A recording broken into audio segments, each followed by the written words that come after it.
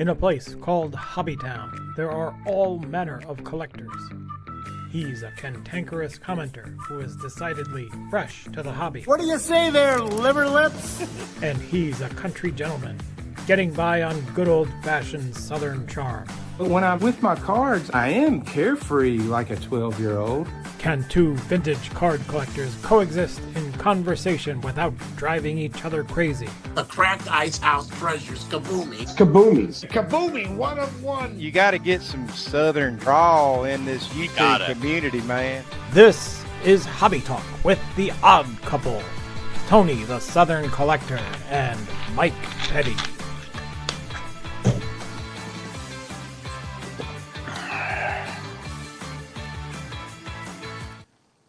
Mr. Petty. How are you, my handsome friend? Hello, is this thing on? Hello, testing, 1, 2, 3. It is working, man. You're coming in loud and clear. The video Fantastic. Turned a little fuzzy all of a sudden. Again, but just like it's fine. I can hear week. you. That's terrible. You still look handsome.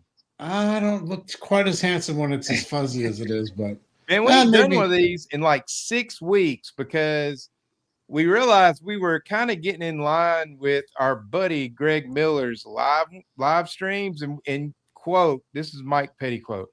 Yeah, we can't do it like 2 days in a row. Well, people can't take that much of me. Oh, so true.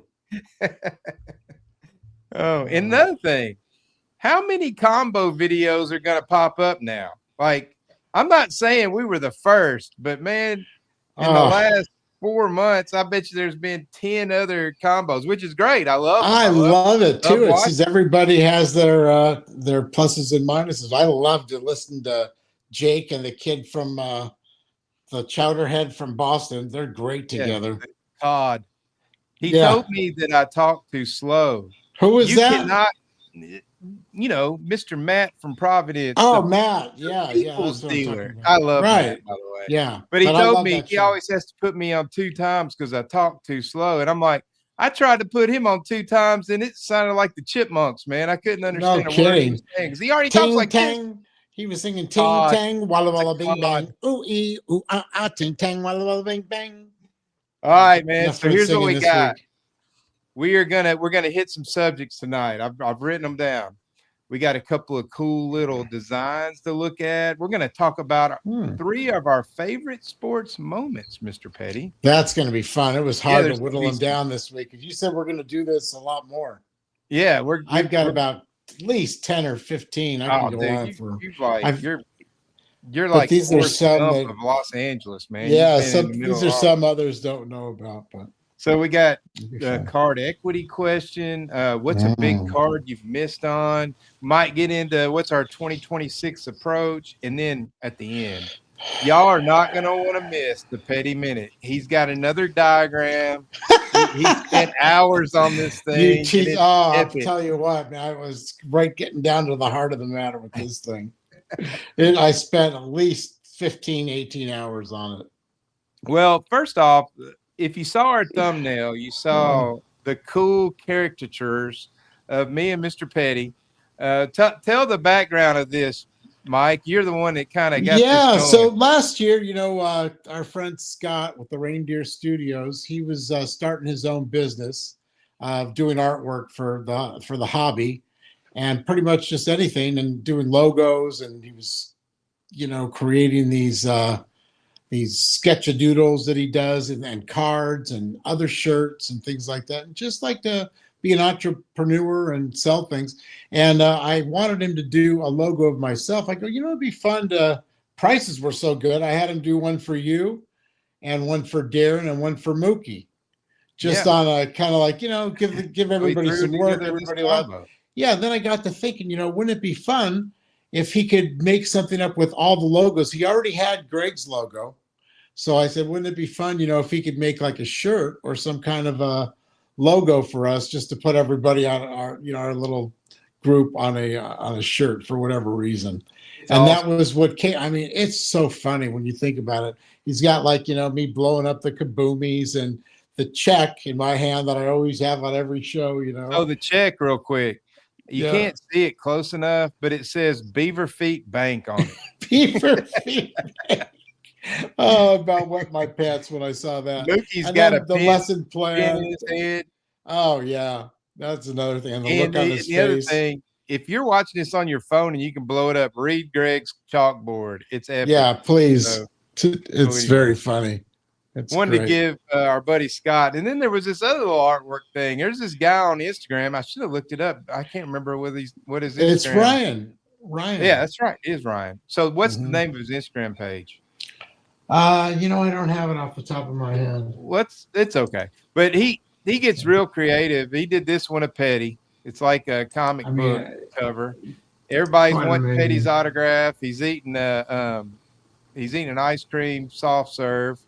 And, Is that what I'm doing? And how yeah, unusual. You're getting out of the limo at the National Sports Card Convention, and it says, "Look out, sports card fans! Mike Petty has entered the building," and it's got. Oh, it's Brendan Ryan. That's who it is. He does a great proper job. credit, and it's just that's his page is just Brendan Ryan 74 Instagram. But he's making all these crazy things up. They're so funny, every one of them. Yeah, he got me. He got the signed Jackies, and it says the day the hobby and reality broke. And I go to a yard sale, and they're $1 each, and there's signed balls and cards. Oh, that's so funny. All of Jackie. Really yeah, look at that. I mean, got my hat on me and the whole deal. So yeah. So anyways, a lot of talented guys out there. Let's get into this sports moments. Like I said, man, you are the Forrest Gump of Los Angeles sports. You have been in the middle of so many big moments, and you said this was what you wanted to share as your first one. I think you got like 20, but we can't. I did. I started tonight. giving you some, but I didn't really go too deep. Just went back as far as I could actually remember certain things. I mean, I'm sure there's a shitload more that if I go back, look at some games and stuff, I kind of can remember them, but these are ones that really stick out to me. Well, we just saw the Super Bowl. Did you ever go to a Super Bowl? Strangely enough, I don't think I've ever been to a Super Bowl. I can't remember. Okay. I never really had an opportunity to go, and I really never tried to go. Like, they had one in Inglewood here, and prices weren't bad. People were going, but I just would rather watch it at home. And that was a great Super Bowl halftime show too. You had Snoop and Dr. Dre, and that was the last great, just kick-ass show I can recall. All right, man. So here's your first one. Okay, let's see what it is.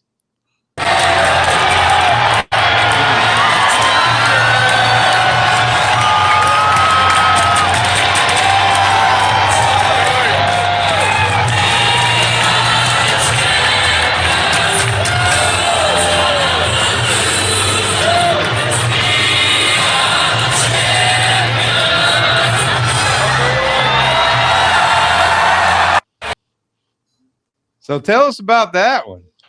Yeah, that was in 2014. I was invited to the hockey game. My friend always had these tickets right there on the ice. He had worked for the Kings and the Clippers for many years there, so they bartered tickets. And this game 5 came up and said, "Hey, do you want to go to the game?" I go, "You damn right." He always knew last minute I'd be there to go. I go, "Sure." And he had, like I said, the prime seats in the corner there. And they were ahead 3-1, and sure enough, the game went into double overtime. Just a killer. I mean, I remember they had like 45, 50 shots on goal off of who was it? Oh, that was Henrik Lundqvist. And he had a great career, and there's a really good Netflix special on him. But I think he had given up practically nothing, 48, 50 shots. And then Jonathan Quick, he had like 20-something shots. Game was tied, double overtime. And sure enough, Kings down at the other end of the ice down there, they, some guy named Martinez, as I remember, scored the winning goal. I looked at my friend, I go, "Fuck, I think we just won the Stanley Cup." We're sitting there, I go, this is like, because, I've been going to Kings games since I was really small, like 7 or 8 years old. I mean, I've shared some of those moments that I recall there already. But yeah, this game was something pretty special there, just having them, there's other video that I had too. That's all I could really find at the time. But I mean, I remember they came right around right in front of us and holding it up, everybody. And it's pretty amazing. Yeah, that is awesome. Well, my first one, let me give you a little background. My wife was working as a nurse, working weekend nights as an RN, and the Titans had just come to town, and it was a magical season. We were like the cardiac kids pulling them out in the last minute, didn't lose a home game. And in the first season in Adelphia Field, which is now Nissan Stadium, we go to the playoffs, and we got the Bills. I got 4 tickets to the game. Missy decided not to go because she had worked all night Friday night and Saturday night. I called a guy at work. We called him Big Jason, and he earned that. He's a big fella. And my brother and his wife went. We're up in the club level on the Titans sideline, about 35-yard line, and then Buffalo hits the field goal to go up. We're like, oh, crap, 16 seconds left, and here we go. Left in them in what has been a magical season to this point. If they do, they need it now. Christie kicks it high and short. Going to be fielded by Lorenzo Neal at the 25. Yeah, pitches it back to Wycheck. He throws it across the field to Dyson. He's got something. 30, He's got 40, something. 50, He's got it. 40, He's got it. 20, 10. He's got it. End zone. Touchdown Titans. There are no flags on the field. It's a miracle. Tennessee has pulled a miracle. Yeah, I was at the game, and when he crossed the goal line, that stadium was shaking. You could feel it shaking, and I jumped up on Big Jason and wrapped my arms and legs around him, and he was jumping up and down with me. And oh my gosh! Well, here's the rest of the story. So we were on the side where he scored, so we were on that side of the 50. We weren't even with where Wycheck threw it backwards. And it looked like a forward lateral. And afterwards, close. Me and my brother looked at each other and they go, they're gonna review it. It's gonna get overturned. But here's the thing. That was the great Mike Keith on the call. He's now the voice of the Tennessee Vols. But anyway, I did not know that. I took my Watchman in there. I don't know why, but I had my little tiny handheld TV, and they would not show the replay on the big screen. So everybody, while the dude's under the hood, about 5 rows in front of me saw me looking at my little TV, and I had my earphone in, and they said, "What's he saying?" And I look up, and by now the whole section's looking at me. And Theismann goes through the whole thing. I don't know. I mean, look, it looks like it's going to stand. I said, Theismann said it's going to stand. And our whole section went, yeah. And then dude comes out from under the hood and says, touchdown, and the place goes bonkers. Oh my gosh. So, that for a football game, I could not imagine being in a better spot than that, other than the Stanford band. When, but that was an incredible play there too. I remember that Dyson. Yeah. Because it looks like it's so funny that pass. You could look at it 10 times in fast motion, and it looks like he throws it forward. But by the time it's great, pretty amazing. All right, your next one is a hockey one too. Do you want to set that one up? Hard to believe. Yeah, this one I think is also this was a playoff game I was at. It was called The Miracle on Manchester. I'm looking, I think it was like 1982. I want to say April 10th. The Oilers were a brand new team. They were only in the league 2-3 years. And we used to get these great Senate seats for Lakers and Kings game, mostly the Kings games. I was invited to a lot more. And they were just like, they were owned by like Geffen Records, and they were the prime seats of their time. There was no, lofts or anything like that. For instance, the owners and stuff, they sat up in the right in the top sections there. I mean, there was no, absolutely. Yeah, they basically just had little boxes, and they were nothing like they are now, like all decked out rows in the stadium. Yeah, like the suites. The suites that they call them now. So, we just had good, I remember just having good, eyes on the nets on both sides. And particularly this comeback from the Kings. So You ready? they're ready. They were losing 5-0 and going into the third period. A lot of shit happened in the way they got behind, and the goalie was just played like shit, Mario Lessard. And then came the third period. We were drunk out of our minds. Go ahead, play it. 2-0. Wells shooting. He's tried to pass in front, and he scored by Hardy. He shoots. He scores. It's only a 3-0 score. The Kings have tied the game. We're going to overtime. Smith on the draw. Shot by Evans. He scores. Oh! Do you believe it? I see it. I still don't believe it.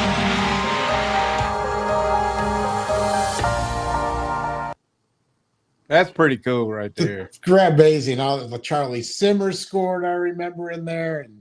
And then just Edmonton got 2 early shorthanded goals, too. I remember they were just beating the shit out of them and, shooting the puck all over. And then all of a sudden, lightning struck. And then the Kings ended up losing that series anyway. But still, that game was remembered. It's still the greatest comeback in Stanley Cup history. I mean, that is crazy because usually hockey, they don't even score that many ever. Yeah, that was deep in the bowels of my recollection. But I remember my seats being right on when Darrell Evans made that final shot. Yeah. And we erupted. We saw the whole thing right in front of us like that, that goal go right in. So that was a neat experience. All right. So here's mine. I'm going to set it up. October 14th, 1992. We're in our little starter home. First house we ever owned, little 1,000 square foot house. My wife comes into the living room where I have our little TV in the cabinet that I had built. And she says, Tony, look at this. She's got a pregnancy stick in her hand and it's got a line on it. I'm pregnant. We're pregnant. We had been trying to have a kid. Weren't having a lot of luck. She ended up getting on some medicine to help. And sure enough, she's pregnant. We hug. We're excited. She goes into the bedroom with a book called something about what to expect when you're expecting. She goes in there and starts reading her book because there's a playoff baseball game coming on. So I'm going to sit down and watch a game. Now, don't get me wrong. I'm extremely excited. I'm going to be a dad for the first time. Little Chloe's 32 years old now. She was born in May of 1993. Yeah. So here's the playoff game. Pitcher. He hacked to the 2-0, now the 2-1. Line drive and a base hit. Just as the score of the tying run. Green to the plate. And he is safe. Safe at the plate. The Braves go to the World Series. The unlikeliest of heroes wins the National League Championship Series for the Atlanta Braves. Francisco Cabrera, and Atlanta pulls out Game 7 with 3 runs in the bottom of the 9th inning. Okay, I wasn't at the game, but it's a lifetime memory because when he scores, I jump up out of my easy chair and yell, yes! And I'm not even a Braves fan, but it was just such a great play. And it was a huge moment. Old Sid Bream lumbering around there, and he scores right in front of Mike wasn't that Bonds that made the throw? Yeah, Bonds made the throw. Like it told him to scoot over, and he flipped him off, and then the ball got hit right where Andy Vince another. And the throw wasn't terrible. But here's the rest. It's the Paul Harvey rest of the story. You ready for this? I said, baby, you got to come in here and see this. And she comes in there, drops her book, comes walking in there to see what happened in there. And I've got a small tear rolling down my cheek. And she goes, you're crying over a baseball game and you didn't cry when I told you that I'm pregnant with our first baby? And she turned around and walked out. That game put me in the doghouse for about an hour. I would have said, well, I was just all mixed up emotionally. Yeah. It all hit me like a ton of bricks at once. Oh, my God. I'm really excited, Hanyak. So anyways, I wasn't at the game, but I wasn't at the game. Oh, I didn't realize we could add that into the mix. I thought these were all games I had to be at. But I I've mean got a million. that game I remember because that's the night I learned. That was a night. That was a nice night. Okay. Yeah.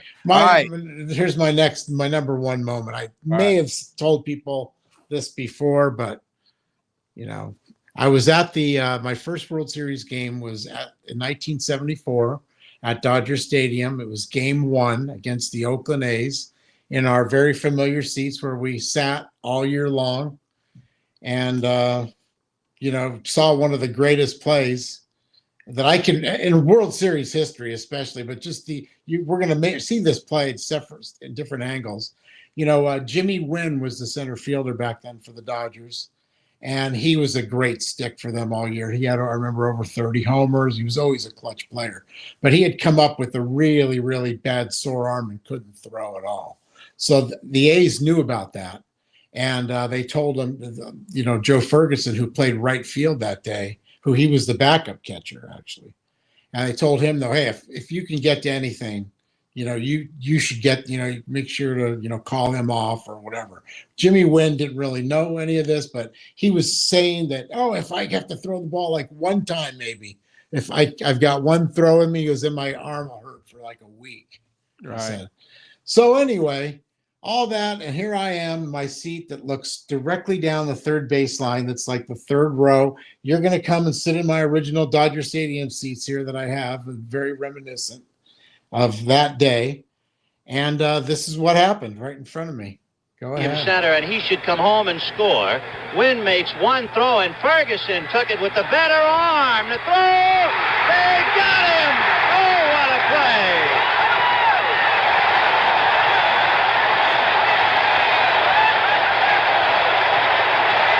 The one arm in the outfield was able to shoot down the runner.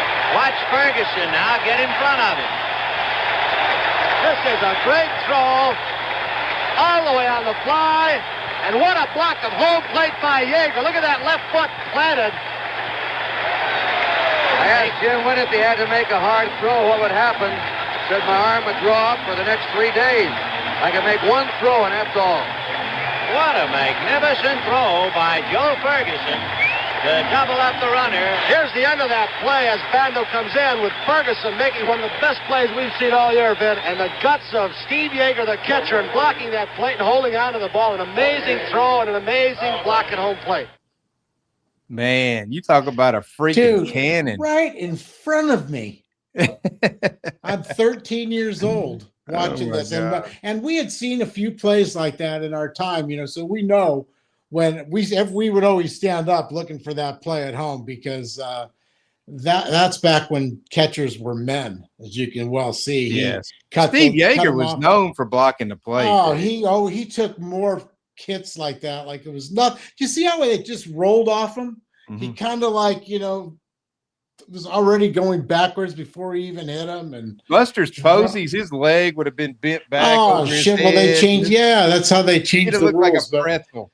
Yeah, and so then the sad thing was Reggie Jackson also hit a homer in that game. So Andy Messersmith pitched like 8 innings, gave up 2 earned runs. You were the luckiest dude to get to go to watch that. And then Mike Marshall, who was their finisher that year, he pitched in like 100 and something games.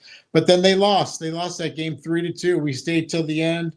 I said Jimmy Wynn hit a homer, as I remember, and I don't know. They just lost. They came unearned run, came up a run short. Wow, as usual. But that's just such a great memory, man. Yeah, I have the program somewhere back here where I have. I used to keep score, so you can. I made You had Vin Scully on the call. You talk about. I didn't hear him, but my grandfather, my grandfather. He had the transistor with him at the games. Wow. And he had it everywhere. It was on 24/7. So because a lot of people would listen to the games. If you were quiet there, you could hear Vin Scully on the radio. So many people had it. Yeah. So it was quite a time back then, really. Well, man, that's so much fun. We're going to have to keep doing this. This is awesome. Yeah, it was fun. So here's one for me. For a second. 1998. We had Peyton Manning for 4 years, could not get past Florida. We hated Steve Spurrier. He was a jerk. He'd always make jokes about how if you finished second in the SEC, you went to the Citrus Bowl. But if you finished first, you went to the Sugar Bowl. And one year he made a comment, yeah, you can't spell citrus without a U and a T. And so he would always make digs at us. So in 98, me and my brother go to this game in Neyland Stadium. We're playing Florida again. Peyton's not there. We're having a pretty good run. We end up winning the Natty. And this game right here was in September. We're sitting there in section XX. There's two young guys sitting by us. They're on the aisle. We go to overtime. We kick a field goal in overtime. Now Florida gets the ball. They line up for the field goal. And these kids asked me, they're teenagers. And in 98, I would have been 28 years old. They look over at me and my brother and they go, because they had never been to a UT game, big UT fans. And they said, what do you think's going to happen if he misses this field goal, the Florida player, because we would win? I said, they ain't keeping him off the field tonight. So here is the famous call. If you're a UT fan, this gives you chill bumps because we had an epic play-by-play guy for like 40 years, and he was amazing. In 98 was his last season. He retired after we won the Natty. But here's his famous call of that play. 17, and the Gators with the field goal made will tie the game. Snap, the kick is in the air, and the kick this time is no, sir-ree. No, sir-ree. Final score, Tennessee 20, Florida 17. Pandemonium reigns. Pandemonium reigns. That's old school SEC football announcing. That's great, there, buddy. So yeah, gave us chill bumps. I looked over because our view was very similar to what that was. We were kind of down in the corner. We were looking down the field. And the first thing you see before the referee say no good is you see the fan behind that side of the goalpost go crazy because they see it go on the left of the crossbar. And I look over and those kids are already gone. They are booking it down there trying to get on the field. So that night, me and my brother was passing a kidney stone the entire game. He was in pain. And I said, dude, we got to get on the field. He goes, because now it's a sea of orange down there. We're about 24 rows up. I said, let's go. He goes, man, I'm in pain. I said, I don't care. We're going on the field. We go down, jump the chain link fence into a hedge, get on the field with 50,000 other people, and we're going crazy. There was a safety named Deion Grant, had a big pick in the middle of the game, come out of nowhere and pick the ball off and kind of sealed the game before we went to overtime. And CBS is interviewing him on the field, and he's a black guy. He's got the Michael Jordan bald head. Me and my brother are behind him waving. My brother's palming Deion Grant's head on national TV. So then we go down in the checkerboard end zone, and the Florida Gator band can't leave until the stadium clears. And we're all down there chomping at them and do-si-doing to with complete strangers in the checkerboard ends. Oh man, it's awesome. So too much fun. Pandemonium, all with the kidney stone. Pandemonium reigns. So anyways. So that's enough for that for tonight. We took a lot of time, but it was fun. All right. Fun segment. It was fun. So if you watch this, share with us in the comments, what is a favorite sports memory, a game that you were at or game you watched on TV that had a lot of memory that takes you back to a special moment in time. But to the cards, after all, aren't we back to the cards? Back to the cards. So recently, I did a big move and moved a bunch of cards, picked up a couple of Jackie Robinson's. In fact, I'll show them. Let's show some cards. I would if I was you. Picked up the 52 signed Jackie. Look at that autograph right there, boy. Yeah, the more I see that, the more I like it. Yeah, that one I can't quite see it. But anyway, so I was just curious. Is there a card out there in the card universe that Mike Petty would be tempted to move 2, 3, 5, 25 cards to get? If it's just something that just struck your fancy, what card could that be? Boy, I don't know. That's a great question now that you pose it like that. Because I was just looking the other day, thinking about the same thing. I wonder what I could, shave off in the luxury category, in the major burrito territory there, in the meat category specifically. But I don't see much of it happening. I don't see it. I like them all pretty much. I think I like doing what I'm doing right now with the CIA. Yeah. And I just have not come to that spot yet where I want to move anything. Maybe a couple things, on the back burner. Well, it's not really you want to move something. It's that you want something so bad that you're willing to move something. It's kind of that's the thing. I'm to the point where I don't care that I'm not thinking in those like terms. A roof gotta rookie. have it. Like I'm not on like a warpath to get any more cards really right now. Okay. I think I'm definitely more contained. It feels almost like the pandemic was with me. I'm spending now more like on $50 to $500 cards maybe, but closer to the $50 to the $100 levels, which if I told you that 5 out of the last 8 cards I bought were basketball cards. No kidding. Oh yeah. Buddy. This is overpaid for them, set records, but this is one right here. Look at this bad boy. Hold on, let me pull you up on the screen here. I know this wasn't part of our segment, but look at this. This is look at the centering. Little Kareem Abdul-Jabbar. It looks like it was the first year for the Lakers. Yeah, buddy. I was told. Centered beautifully. This is the card. Oh man, I always wanted. Look at this beautiful Jerry West card. Oh, it's a 5, but this year is so hard to get in nice shape. Yeah. But I didn't care that it was some kind of a beat up card with look at the centering. Yeah, that's killer. This was a great year. I used to like these cards from this year. Yeah. And of course, there was cards. There's another Jerry West. Oh, the tall I've one. told people I've always loved these tall boys. This is a 4. I think 5. It's a 5. It's a 5. Yeah. But look at the centering, the back centering. It's this card. It should be a 7. It's got a mid-range number, but I should grade better than that. And then of course Wilt. That's beautiful centering on a lot of thing, Laker cards there, buddy. Yeah, well, I was a Laker fan. Yeah. I didn't even go into any of the games or memories of those Laker teams back in the day. You probably went out with a few Laker girls, if I could probably imagine. Let me think.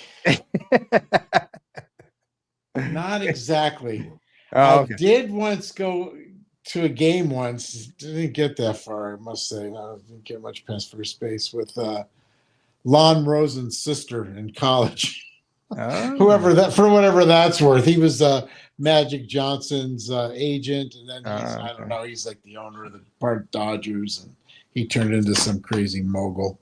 So as far as like, do you not have like any Grail cards anymore? I think I have still the Cracker Jack, the big cards, the Joe Jackson in me, and the Cobb. Yeah. I don't see anything out there like right now. If it comes up in a 4, 4.5, if it's not totally perfect, and they're asking, $125,000 or for a Cobb or I don't see it. I don't see myself saying, I'm going to go sell these 10 cards. So it's just not going to happen that fast for me. Yeah, I'm done with that for a little while. And I'm not putting that kind of money. I'm not going to pay that kind of, at least this year for sure. Maybe next too. I have the purse strings are pretty much tightened up. So on the 2026, what's going to be your approach? My approach is continue to do what I'm doing right now, like thinning out the herd a little. I had like 825 slabs at one point. I wanted to keep it about 100, so I was a little bloated as per usual. I'm always bloated if you look at me. So my collection's no different. And I got that down to about 775, and that's also adding cards. So like cards that I'm selling are not necessarily cards I want to be off of, but I said, if I could find a copy that's just as pleasing, in a lower grade or something like that, use some of the profits. from the other card. That's really what I've been doing right now, and not worrying about what I'm spending. If it's 110 for a nice copy, 200 to 20, 300, whatever, I'm comfortable right now in this kind of a lane that I'm in. I don't have to use it PSA for grading. I don't need to listen to any of their bullshit and put up with any of their crap.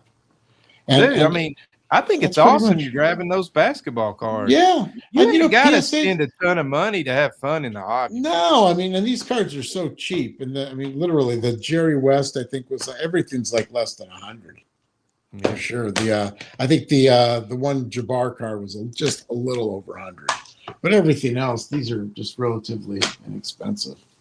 Well, it's another subject. You've been collecting a whole lot longer than me. So, I got back in the hobby about 5 years ago or whatever it's been now. Yeah. But you've been back, like, you hardly ever got out. Like, you kind of went to autograph pictures and balls for a while, but always been in the card. In all those years, what are a couple of cards that you missed on that you wished either you would have bought them when they were low? I know there's 1,000 of those, or maybe recently a card you were in an auction on that maybe you let it go. You wish you would have pushed it a little further. Any of those? I haven't been pushing the auctions very hard right now. The big even in the past. In the past, I mean, the last time I really started exerted myself there, I won some pretty nice things for some really good prices. I mean, again, I've been really happy with the pricings I paid on the key cards that I picked up. I've just spent a lot. That's all, like over my the last couple of years, and I think I've scratched almost every itch other than those 2 Cracker Jacks. So like the fact that I didn't buy any Cracker Jack cards for so many years, I've always said from since I've been on YouTube that there's no time like starting at the present. If I would have started collecting Cracker Jack cards, which I've always liked them, I just thought, those are for rich people. But if I would have thought about that, like in 2010 or 2008, I would have, instead of getting all 1960s and cards that I did really well on, some of them went up 8 times and 10 times. And so the other thing is when I get the same card, it maybe looks better, but I might have a 0 net basis on it. In other words, I got the card for nothing based on the sale of this other one that went up. So that's kind of like what I'm doing with my collection right now, kind of refining it down to 770 cards.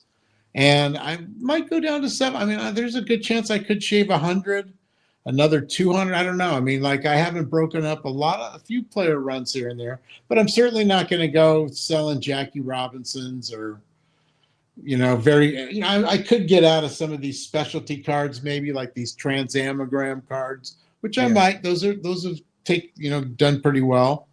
And maybe some, what else?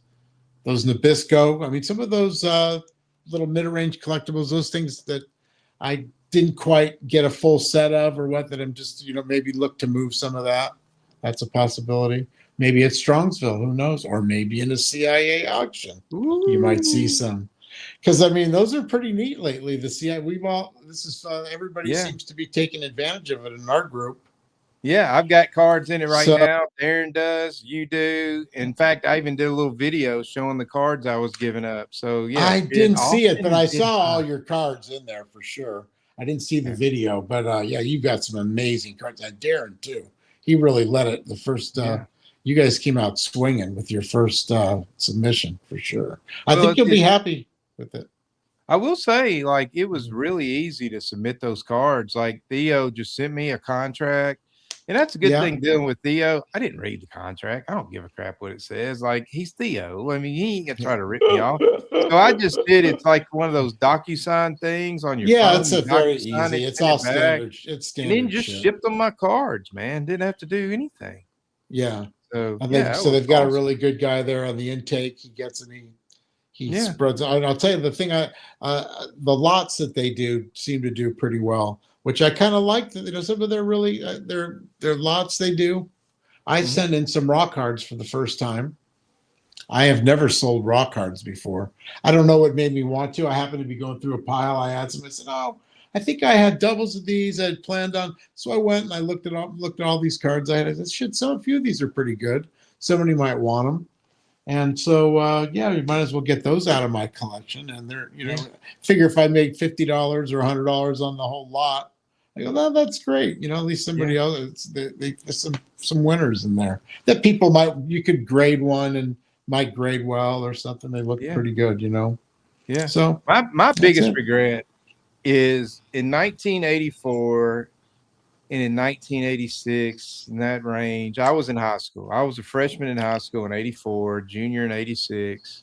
Mm-hmm. And my favorite player in the world was Michael Jordan. Loved him. Was I buying star cards or Fleer basketball in 84, 86? No. I was That's buying hard to believe. wax baseball. That's crazy. Because I didn't think about basketball cards. Because at least we bought them. Game. We bought those too because we used to make sets.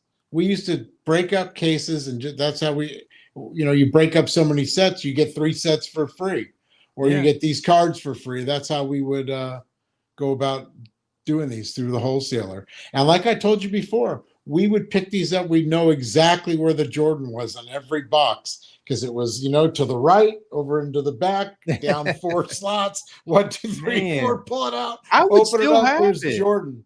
I have all of my childhood cards, all the junk wax baseball open. I have every single card still. But my buddy Tim, he kept all that stuff. He has his star Jordan. He has 3 Fleer Michaels. He has the whole bull set in the star. He bought the bag. Team set. And did he buy him back then? Yes, he bought him back then. Yeah, because I was. We were talking about it because we were buying into the baseball ones and stuff. To the stars, star 80, the star. It was the 84 and 85. Yeah. So we were in that club. We would get him. He got it graded at the 2024 National, and it graded out a 6. It should have been a 7. It's a $60,000 card, man. Wow. And I just screwed the pooch on that. The other one is, and I have regrets, but not really. I mean, everything's meant to That's be. a lot going through your hands. I don't remember anything like that through my pudgy little hands. I mean, nothing we ever collected as kids, other than those 2 cards, are worth anything close to that. I mean, maybe the no-name Frank Thomas, but that ain't worth that. I don't know what it's worth. But yeah, just crazy cards. But we could have been so much happier if we would have kept all our old stuff. I did keep all my old stuff. That's the point. I didn't. I was you didn't have it, but stuff. You didn't have it. I mean, look, I had all these cards when I was a kid.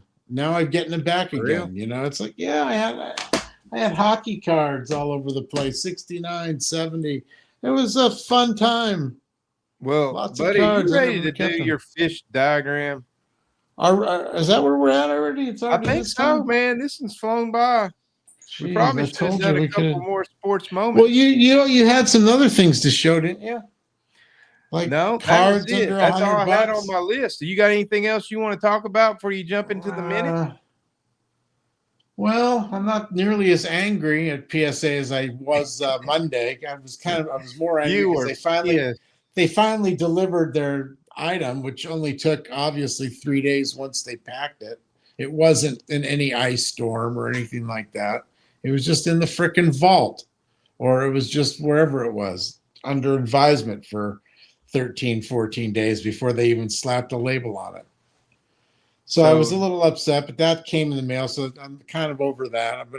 But then I started putting this diagram together. I started, thinking about it before Monday's show, just what PSA has done to the whole hobby, and it's not really that bad of a thing on it, but it's kind of like on my one nerve, Well, like if I had a hobby nerve, I'd have one nerve. PSA would be on it, and like I said, I don't even dislike them. And I mean, look, because PSA. I'm not drinking the Kool-Aid, but I got a lot of PSAs here. Let me see.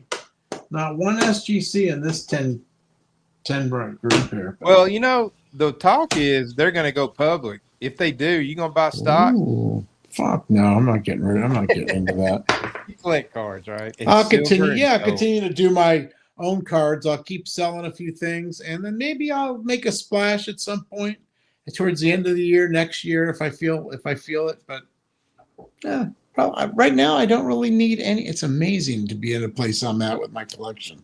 Yeah. Like I'll definitely be on the lookout for like 5 to 10 items that are like lower price range that everybody can look for. Yeah. Well, So this we'll just weekend, have some fun. It's going to be fun. this weekend, I'm going to be sitting in your room in the King Petty chair. Can't be any more handsome than it is right now with me in it. It feels so comfortable. I may have to bring my wig and wear it. It's so I really have long nothing. hair. You should do a Petty Minute from the from the basement office. I might have to do it. So you ready? Do you need a blood pressure pill? No, I've got nothing. My blood pressure is perfectly fine. Really, I've been walking a lot lately. I've been swallowing a lot of aggression, so I'm not really aggressive tonight. I've got no really big plans to blow anybody out of the water. Okay, so what I'm going to do, I'm going to start my timer. I'm going to pull you up. You're going to have to tell me when to pull up the diagram. You want it right away? You need to go right away. I mean, you can even just put me in the background. I don't know. Okay. I need to start pointing, and then you can say go whenever you get that thing up there forever. Hello, class. I worked really hard on this. This is like 3 days of grueling, worse than gemrate.com. I'm sorry about that. This is something much better than gemrate. This is what we call in the industry a fishbone diagram. This is PSAs. So I worked on this. It starts with PSA, who's the collectors. As you can see, they've pretty much bought everything up. So they're in the wholesale, they're into retail, they're selling on eBay. Now on the other side, they've got grading. They got SGC, Beckett. They're into everybody's business. Then they come down here. You've got the card ladder, so they control all the pricing on everything. They've got the vault of all things. This stupid fucking vault that nobody knows anything about, where things go in but nothing ever leaves. Then you've got their authentication program through eBay, which just clusterfucks everything along the way. And the top end here of the fishbone, it wouldn't be.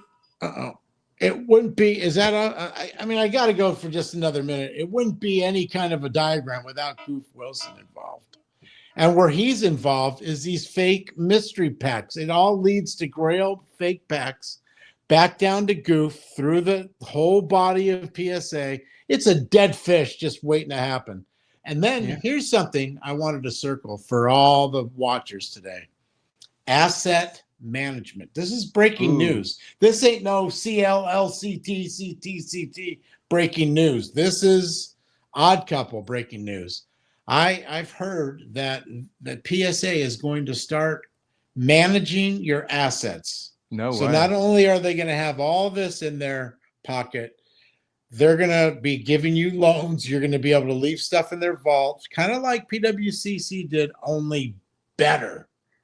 Because PWCC went bankrupt doing it with all the shiny shit and giving people money. But that's what they're going to do for all their customers that are all in the registry. They're going to be into asset management, and that's the last leg of the stinky fish. And that's it. That's it for today. And then you think they go public? Yeah, they're going to go public, and the fish will die. They'll do nothing about any one of these things. They'll just let it fly. Oh, it'll stink like to no heaven. Well, Petty, I think I'm going to do a Tennessee Tuxedo Minute. All right, get it in there. What do you got? You think I got to put on the hat and the wig, though? You see how I wasn't so mad? Maybe you can have some outrage this week. Yeah, let's see if I can get something. I got to find a prop. Okay, here we go. All right, got to pick a card off the shelf here. All right. So there's all these stupid groups now, man. There's these groups of guys that think that they're setting the tone in the hobby. Are you starting a clock? You know, the thought crossed my mind. Look, I got on my hat and my wig. I ain't got time to mess around with you. All right, okay. Get going there, fruit. All right, so there's a little video. This is the triple logo, man. This is probably the most coveted card on earth, worth around 30 million bucks. Wait, that card? 25 to 30 million. Yeah. 30 million. It's raining here. I know, but this is It's listen. Our raining plan here is dog. to collect these. We have many more cards like this. Look The at Sean. point is that we think in a decade from now this will be worth even more.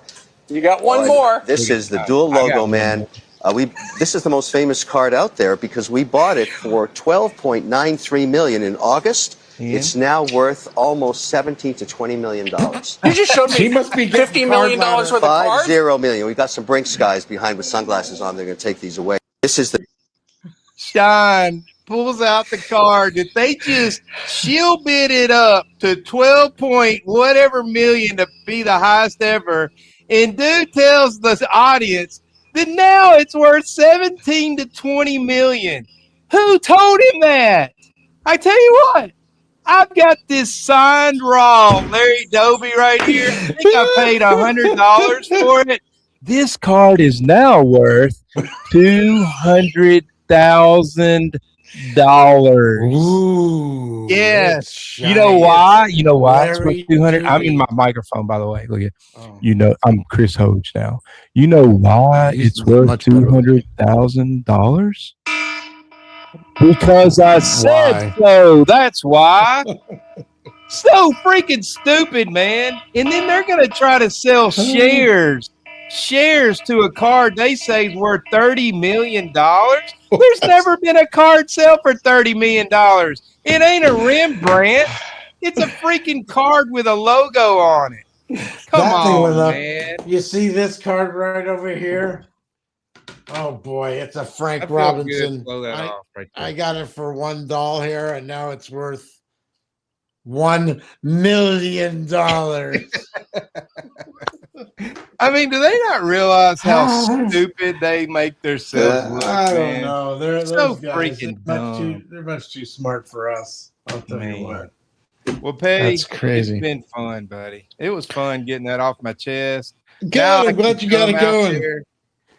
You know, I might wear this bad boy around the show out there. You should bring it out while you're out here. So, I guess we'll catch up. We have a short show tonight, I guess. We didn't do quite as much as we wanted. How about you want to? What other things? You had some other? Didn't you want to show $100 cards or something? Well, I didn't pursue that. Well, people should just be happy we end the there. show. We'll save it for later because you're coming out here. You'll have a whole bunch of things to do. So, well, I'm sorry. Video to take. I had fun. I thought it was a great show. It was. You sound a little disappointed.